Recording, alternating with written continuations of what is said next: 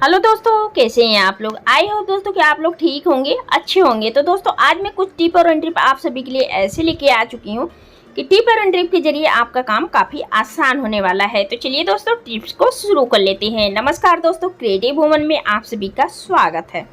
पहला है टिप दोस्तों, जब भी हम मूंग और उड़द की दाल, कोई सा भी दाल भिगोते हैं तो आपने देखा होगा कि जल्दी फूलता नहीं है। अगर जल्दीबाजी में मुझे भिगोना रहे, अगर इसको फुलाना रहे तो बहुत ज़्यादा टाइम लग जाता है। दोस्तों इसके लिए एक छोटा सा हैक टिप है कि जब भी इसको जल्दी फुलाना है तो थोड़ा सा इसमें बेकिंग सोडा डाल देना है, दोनों में ही डाल देना है। अब आप देखेंगे कि ये जो दाल है ना, बिल्कुल घंटों का काम मिनटों में आपका ये फूल के रेडी होने वाला है। तो बिल्कुल ये अगर हम इसको इस तरीके से सोडा डाल के रखे हैं, बेकिंग सोडा, मात्र 10 मिनट में ये जो धुली हुई दाल है ना बिल्कुल फूल के ओके हो जाएगा। जी हाँ दोस्तों, तो इस तरीके से अगर आपको जल्दी में अगर ये दाल भिगोना है, मूंग और उड़द और भी कोई चीज़ दाल भिगोना है, तो आप देखेंगे मुश्किल से ये आधा घंटा से ज़्यादा नहीं लगने वाला है। बिल्कुल इजली तरीके से ये फूल के रेडी हो जाएगा, क्योंकि ये धुली हुई दाल है तो बिल्कुल भी इसमें टाइम नहीं लगने वाला है। आई होप दोस्तों छोटा सा ट्रिक है आप सभी को ज़रूर पसंद आया होगा। अगला है टिप दोस्तों, ये जो इमली है, आप देख पा रहे हैं मैंने इमली लिया हुआ है। जब भी कभी इमली की चटनी या कोई भी चीज़ बना रहे हैं इमली का, तो हम सोचते हैं कि इसको ओवरनाइट के लिए भिगो देना है। लेकिन ओवरनाइट के लिए इसके लिए हमें टाइम तो रहता नहीं हमारे पास। तो देखिए सबसे ईजी और आसान तरीका ये है कि जब भी अगर आपको घंटों का काम, आपको 2 घंटे का काम अगर घंटे में निपटाना है, तो आपको गर्म पानी ले लेना है। गर्म पानी में इमली को इस तरीके से डाल देना है। अब इसको देखेंगे आप आधे घंटे में, ये जो इमली है ना गर्म पानी में मैंने डाला हुआ है, इमली की चटनी बनाना था मुझे, तो अब ये देखेंगे आधे घंटे में बिल्कुल फूल के रेडी हो जाएगा। तो दोस्तों हम इसी तरीके से बनाते हैं ना इमली की चटनी। जब ये फूल जाता है, जब इसको हाथों से अपने मसल के इसका जो रस है निकाल के बनाते हैं, तो जब तक इमली फूलेगा नहीं हम इसकी चटनी बना नहीं सकते हैं। तो इसी तरीके से जब भी आप इमली की चटनी वगैरह बनाते हैं, जैसे कभी आप दही बड़े वगैरह बनाते हैं तो हमें इमली की चटनी की ज़रूरत पड़ता है, तो इस तरीके से आप इमली की चटनी बना सकते हैं गर्म पानी में भिगो के जल्दी से जल्दी। अगला है टिप दोस्तों, ये जो तेज पत्ता होता है, तेज पत्ता आप देखेंगे हर किसी के घर में होना ही होना है, क्योंकि तेज पत्ता हमें खाते नहीं है, सिर्फ तड़का लगाते हैं। तेज पत्ता की जो खुशबू होती है ना, एक सब्जी में काफ़ी अच्छा लाता है।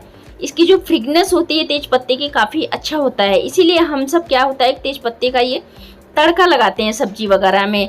तो देखिए इसके लिए क्या करना है कि जब भी आप तेज पत्ता मंगाते हैं तो सबसे पहले इसको निकाल लेना है, और निकालने के बाद इसको छाट लेना है। छाट लेना है, अगर धूप है तो धूप को अच्छी तरीके से दिखा लेना है इसको, क्योंकि ये पैकेट में है तब भी तेज पत्ता हमारा नम हो जाता है। तो अच्छी तरीके से धूप दिखाने के बाद अब इसको अच्छी तरीके से एक सार करके जो भी एयर कंटेनर डिब्बे में रखते हैं इस तरीके से रख देना है। तो दोस्तों मैं इसी तरीके से एयर कंटेनर डिब्बे में रखती हूँ। जब भी मुझे तेज पत्ते की ज़रूरत पड़ता है मैं बहुत इजीली तरीके से इसमें से निकालती हूँ। और पैकेट में अगर रखते हैं तो उसमें नम भी हो जाता है। तो दोस्तों ये बहुत ही छोटा सा ट्रिक है। इस ट्रिक को अगर आप एक बार ट्राई करेंगे, जब भी हम तेज पत्ते वगैरह, मसाला एक ऐसा चीज़ होता है कि अगर ये नम हो जाता है तो इसका सारा स्वाद भी खराब हो जाता है। और दोस्तों बारिश के मौसम में ये जो सुरसुरी कीड़े वगैरह पड़ते हैं ऊपर से, तो दोस्तों जब भी इसी तरीके से अपने किचन का राशन का सामान ले आते हैं तो पहले उसको धूप दिखाने के बाद ही आप एयर कंटेनर डिब्बे में रखेंगे, तो आपका ये जो राशन खराब होता है बिल्कुल भी नहीं होगा। अगला है टिप दोस्तों, इस चावल को लेके है। तो जो दोस्तों ये चावल हम जो मंथली के लेके आते हैं, कभी कभी राशन के चक्कर में हम अपने राशन का ध्यान ही नहीं देते हैं। अब जब ध्यान देते हैं तो पता लगा कि उसमें कीड़े पड़ जाते हैं। तो दोस्तों मेरे साथ भी कुछ ऐसा हुआ है, यहाँ तक कि मैंने इसमें, अब आप देख पा रहे होंगे जो चावल है, तो मैं इसमें नमक की डलियाँ भी डाल देती हूँ। जैसे दाल हो गया, तो दाल में भी राशन की चीज़ों में डाल सकते हैं। अब देख पा रहे होंगे जो चावल है इसमें छोटे छोटे सुरसुरी पड़ चुकी हैं, तो मैंने विनेगर ले लिया है, एक गिलास में विनेगर को निकाल दिया है। अब देखिए विनेगर एक ऐसा चीज़ है ना, इसकी जो फ्रेगनेंस है, अगर हम इसको बीच में रख के इस तरीके से ढक दिए हैं, इसकी जो भीनी भीनी खुशबू है, अंदर ही जो इसका फ्रेगनेंस है, ये जो इसमें कीड़े वगैरह सुरसुरी वगैरह पड़ी हैं ना, बिल्कुल इजली तरीके से धीरे धीरे ख़त्म हो जाएंगी। अब आप देखेंगे कि इसको कम से कम मैं ज़्यादा देर नहीं, आधे घंटा ही रखी हूँ। तो इसकी इसी तरीके से रखेंगे ना, तो चलिए मैं ओवरनाइट के लिए अगर आप छोड़ देंगे तो इसका ज़्यादा अच्छा रिजल्ट मिलेगा। तो मैं आधे घंटे के लिए रखी थी। अब देखते हैं कि इसमें क्या, अब आप देख पा रहे होंगे 4 से 5 इसमें सुरसुरी आ चुकी हैं। तो दोस्तों अगर आने के बाद इसमें बिल्कुल मर चुकी हैं, तो इसी तरीके से अगर आपके दाल में, चावल में इस तरीके से सुरसुरी पड़ रही हैं, ख़राब होने लगा है, तो इस तरीके से बिल्कुल भी सुरसुरी हटाने का बिल्कुल ईजी और आसान तरीका है। जी हाँ दोस्तों, छोटा सा ट्रिक है पर ये बहुत ही काम का है। अगला है टिप दोस्तों, ये जो प्याज होता है, प्याज काटना जो हम हाउसवाइफ होती है ना, उनके लिए बहुत ही ज़्यादा ये रिस्क का काम होता है। तो दोस्तों इसके लिए जब भी प्याज काटना है, आपको एक फॉक वाली चम्मच ले लेना है, इसमें अच्छी तरीके से अटैच कर लेना है। अब आप देख पा रहे होंगे, अब चाकू ले लीजिए। अब बहुत ईजी तरीके से आप इस तरीके से प्याज को काट सकते हैं। अब देखिए इस तरीके से बिल्कुल गोल गोल सलाद इस तरीके से काट सकते हैं, जैसे कि प्याज हो गया, टमाटर हो गया, इस तरीके से काट सकते हैं। यहाँ तक कि बच्चे भी काट लेंगे। तो दोस्तों प्याज काटना बच्चों का खेल हो चुका है। अब इस तरीके से फोक वाला चम्मच भी लगा सकते हैं, तो जैसे कि मैंने लगाया है। अब देखिए इसके बीच में डाल लेना है। अब बहुत इजीली तरीके से बच्चे भी इसको काट के रेडी कर सकते हैं। तो दोस्तों प्याज काटना, टमाटर काटना बिल्कुल ईजी काम हो चुका है। तो इसी तरीके से आप प्याज काटेंगे तो टमाटर काटेंगे तो बहुत इजीली तरीके से काट सकते हैं इसको, इस तरीके से फोक वाले चम्मच में लगा के। और दोस्तों ये जो बॉटम वाला पार्ट है ना, अब आप देख पा रहे होंगे, ये जो बॉटम वाला प्याज वाला पार्ट है, इसको आप ज़्यादा से ज़्यादा निकालना है।